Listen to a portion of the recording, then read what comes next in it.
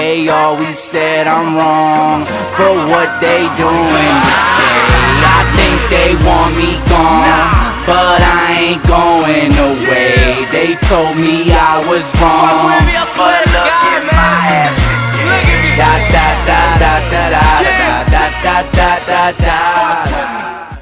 An absolutely insane Week 14 that featured benchings, overtime comebacks, and big wins in the playoff picture. This is Week 14. We are really getting into the stretch run of this NFL season. Welcome to the NFL Final Score. I'm your host, Tim Kelly. Let's get straight into it. The Bills get a 34-18 win over the Jags. The Jags drop to 2-10. The Bills improve to 5-7. Fred Jackson has a big day for the Bills with 109 yards. CJ Spiller also runs for 75 plus, including a touchdown. In the end, though, the Bills improved to 5-7. Jags drop to 2-10. This is a game that essentially meant absolutely nothing. The Seahawks, that is a team that needed a win. They get one today. In overtime, they get a 23-17 win over the Bears. The Seahawks improved to 7-5. The Bears drop to 8-4.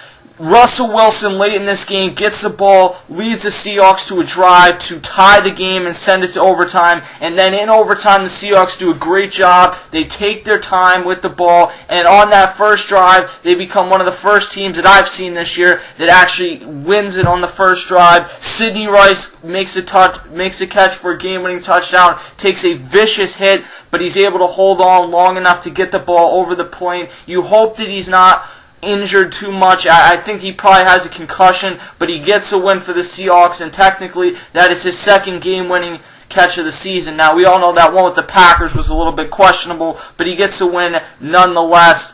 Matt Forte really struggled in this game for the Bears, only 66 yards on 20-plus carries. Russell Wilson, 293 yards, 2 touchdowns. He has been great this year. And Brandon Marshall for the Bears, 10 catches, 165 yards. He's had a tremendous season, and he really seems to have matured. The Colts, in the best game of the day, I think, get a 35-33 win over the Lions. Down 33-21, Andrew Luck hits Brazil for a 42-yard touchdown.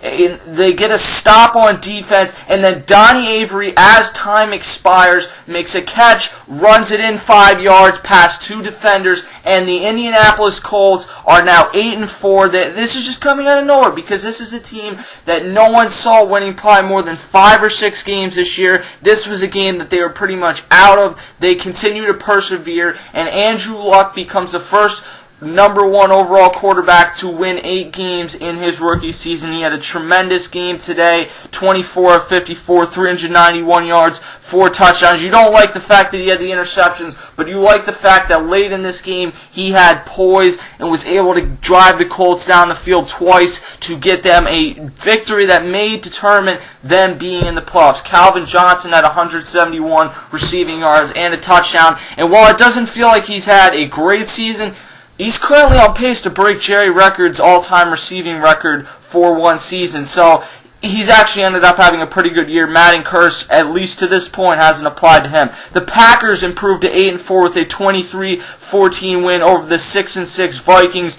The Vikings got 210 yards from Adrian Peterson, who absolutely tore up this Green Bay Packers defense, and I understand that Clay Matthews, Charles Woodson, a lot of their defense was not playing today, and Jordy Nelson left this game offensively for the Packers, but I don't get the sense that the Packers are a serious contender because you're not going to be able to stop the run. Then you can't beat teams like the 49ers. You can't beat teams like the Bears. You're going to have to beat some teams that are going to run the ball on you if you're going to win in the playoffs. The Giants are going to run the ball on you with Ahmad Bradshaw. And quite honestly, if they can't stop it, then they might have a great offense, but Aaron Rodgers can only do so much. He doesn't have a very good running game. His receivers continue to drop like flies, and his offensive line is pretty poor as well, and they lost another big player there today. Christian Ponder, I think we've seen enough of him.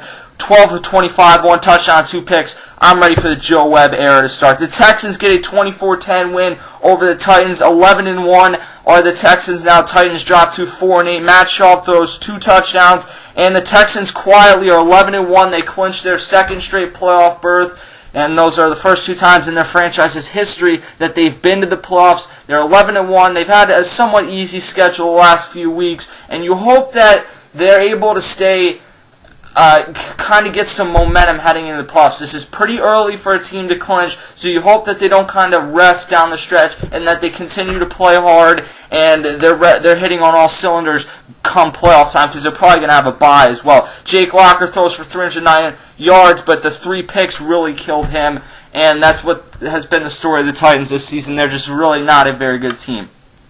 The Chiefs get a 27-21 win over the Panthers. The Chiefs improved to 2-10. Panthers dropped to 3-9. Despite 3 touchdowns from Cam Newton, Brady Quinn and Jamal Charles get the Chiefs a heavy-hearted win at Arrowhead. We all know what happened yesterday with Javon Belcher, and more disturbing details continue to come out with that. So there's nothing really you can say. Brady Quinn, after he threw a touchdown, pointed to the sky, and I bet that's a move by some that will be taken as you're pointing to a teammate that just shot his wife 9 times, killed himself in front of the head coach and GM. But from what I've been told, that Javon Belcher was very liked by his teammates, so just a difficult situation to say the least for the Chiefs. Jamal Charles, 127 yards. Brady Quinn probably had the best game of his career. Not that that's saying much, but 19 of 23 yards, 19 of 23, 201 yards, and 2 touchdowns. The Rams were in the LA Rams blue jerseys, which, by the way, they should just wear permanently. Get a 16-13 win over the Niners. Colin Kaepernick, a botched toss to Kendall Hunter, helped the Rams to get back into this game, and then Greg the Leg Zuerlein gets a kick to send it to overtime. David Akers had a chance for the 49ers to win it in overtime. He misses a big field goal, but then the rookie Greg Zuerlein hits a 54-yard field goal, and the Rams avoid their second tie with the 49ers this year as they get a home win, 16-13. They've been a team that has fought hard in every single game they've been in. Jeff Fisher's done a tremendous job there the first year. Colin Kaepernick for the Niners stayed 21-32, 0 touchdowns, 0 picks, and 84 yards rushing. Pretty much all of that came on one play. It sounds good, and I think if you have 2 minutes and you need a touchdown, then yeah, Colin Kaepernick's your guy. But over the course of a whole game, Alex Smith would not have made some of the mistakes that Colin Kaepernick made today. Alex Smith would not have made that bad toss. And I'm not trying to make it sound like Alex Smith is Peyton Manning, but at the same time, I think you're still better with Alex Smith because you don't need a superstar quarterback on this team, but you need someone who can manage a game and at times make some big plays, but you're not going to always be calling on him. And I think Alex Smith is still the right guy for the 49ers. Doesn't seem likely that they will go back to him, though, because Colin Kaepernick has now won 3, or he's won 2, tied 1, and lost 1. So he's done a pretty decent job, and the stat line today looks pretty decent for him.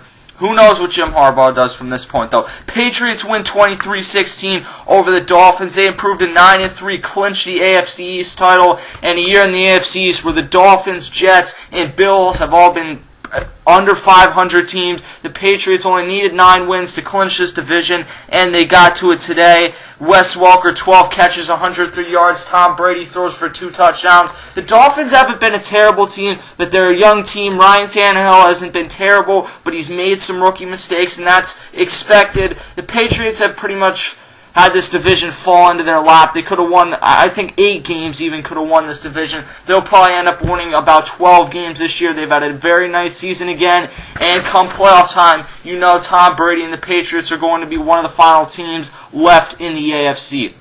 Mark Sanchez, the Mark Sanchez era is finally, at least it appears, over. The Jets improved to 5-7 with a 7-6 win over Ryan Lindley, who, by the way, is terrible, and the Arizona Cardinals. 3 picks from Mark Sanchez got him benched for Greg McElroy, the Alabama quarterback, not Tim Tebow, who was not active today, and it's no coincidence that today's the day they went to McElroy. They avoid the Tebow discussion for one day. McElroy goes 5-7 for 29 yards, throws the game-winning touchdown. Not that that was a big deal, because all he had to do was throw 1 touchdown, and this is a rollout bootleg that anyone pretty much could have thrown. But McElroy, nonetheless, 5-7, 5 rushing yards. He did probably good enough to be the starter next week. Now, Tim Tebow, ESPN, Skip Bayless, everyone is going to try and hype up Tim Tebow. He should be the starting quarterback because after the game, Rex Ryan was non-committal about his starter. I think it's unlikely he goes back to Rex Ryan,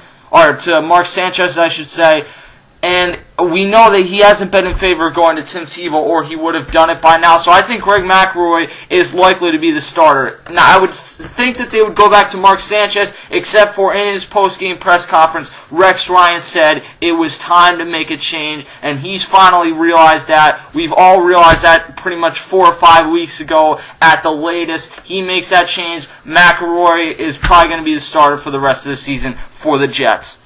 Charlie Batch comes up huge for the Steelers, who get a big win on a Sean Sweezum game-winning field goal as time expires. Steelers win 23-20 over the Ravens. They improve to 7-5. This game is really what is going to keep the Steelers in the playoff race. They stay steady with the Bengals, who we'll get to in a minute. But if they had dropped to 6-6, it likely would have ended their playoff chances. Charlie Batch played pretty well for Charlie Batch today. I mean, if you look at the numbers, 276 yards, it doesn't sound like a ton, but he did what they asked him to do, and late in this game, he got them in position to kick the game-winning field goal. He did what was asked of him, and it was certainly a lot better than the performance that they got from last week. Heath Miller, 5 catches for 97 yards. He is headed to the Pro Bowl. Ben Roethlisberger said at the beginning of the year he made that his goal, and it looks like he will achieve that goal this season. The Bengals get a 20-13 win over the lowly San Diego Chargers, who dropped to 4-8. The Bengals improved to 7-5. They stay right with the Steelers. Ben Jarvis Green Ellis rushes for 118 yards, and a late interception from Phillip Rivers basically ended this game. And every single time the Chargers lose these games and Phillip Rivers throws these late interceptions, I begin to wonder if maybe the Chargers will decide to go in a different direction, not only at the head coach spot and the GM with A.J. Smith likely gone, but maybe they'll just decide to completely blow it up and go in a different direction at quarterback. Phillip Rivers these last 2 years has really underachieved. He's turned the ball over way too much, and I'm just beginning to wonder, is this what we're going to come to expect from Phillip Rivers, or is it just because the team is not performing around him? I'm really not sure, but at the end of the day, Phillip Rivers isn't getting it done. The Chargers are not getting it done, and it has not been pretty this season. The Bengals stay in the playoff race with a 20-13 win. The Broncos clinched the AFC West. They improved to 9-3 with a 31-23 win over the Tampa Bay Buccaneers. Peyton Manning and Demaryius Thomas have another big game. Peyton Manning throws for nearly 250 yards. Demaryius Thomas catches, I believe it was 5 catches for about 100 yards, 99 yards, something right around there. Broncos win the AFC West for the second straight year. Obviously, the way they did it last year was a little bit different than how they've done it this year, but John Fox has done a great job in his first 2 years there. The Bucs dropped to 6-6, and with the Seahawks getting a win today, and then potentially we'll see what the Cowboys do tonight, that was a huge game that they could not afford to lose. Josh Freeman has had a very good season that's kind of gone unnoticed because of how good Doug Martin's done in certain games, but he did not have a very good game today, turned the ball over way too much, and this might be a game that ultimately keeps the Tampa Bay Bucs out of the playoffs. Final game of the day, the Cleveland Browns get a 20-17 win over the Raiders. The Browns improved to 4-8. The Raiders dropped to 3-9. Brandon Weeden throws for 364 yards, including a big hookup with Josh Gordon. The Browns get past Brandon Myers and Carson Palmer and the Oakland Raiders. Brandon Myers had a nice game today, but unfortunately not enough. Raiders dropped to 3-9. Both these teams have had bad seasons record-wise, but I think the Raiders, you were expecting a little bit more, like 6 or 7 wins. The Browns, 4 or 5 wins was probably good enough for them this year, as long as you've seen signs from Brandon Weeden and Trent Richardson. I've seen more actually from Brandon Weeden than from Trent Richardson, who's been kind of disappointing to me this season. That's the NFL Final Score. Check out therealsportstalk.com, facebook.com/therealsportstalk. Follow me on Twitter at CashKelly_TRST, KASH Kelly _TRST, and I'll see you guys later. Just a little ways around the corner from fear. Be there,